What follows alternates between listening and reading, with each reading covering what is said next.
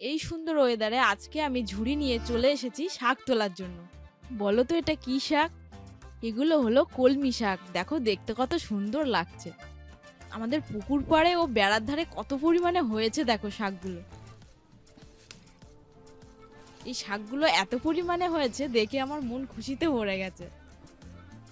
এই শাক খেতে আমার কিন্তু ভীষণ ভালো লাগে। তোমাদের কি খেতে ভালো লাগে অবশ্যই কমেন্ট করে জানিও। দেখতে দেখতে আমার শাক তোলাও কিন্তু হয়ে গেছে। চলো এই শাকগুলোকে এবার সুন্দরভাবে বেছে ফেলি।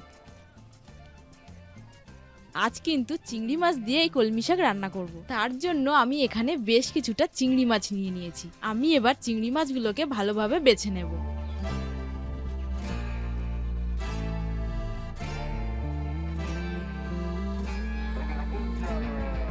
সাথে সাথে কলমি শাকগুলোকেও ভালোভাবে ধুয়ে নিচ্ছি। এরপর শাকগুলোকে ভালোভাবে কুচিয়ে নেব।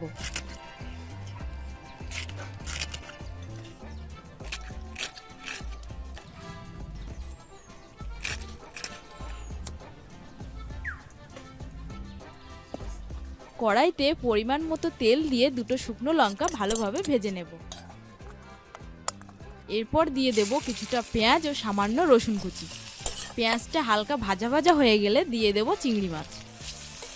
এবার দিয়ে দেব পরিমাণ মতো নুন ও হলুদ গুঁড়ো। ভালোভাবে নেড়ে চেড়ে নিয়ে এবার দিয়ে দেব শাক কুচিগুলো। শাকগুলো কিছুক্ষণের জন্য ঢেকে দেব।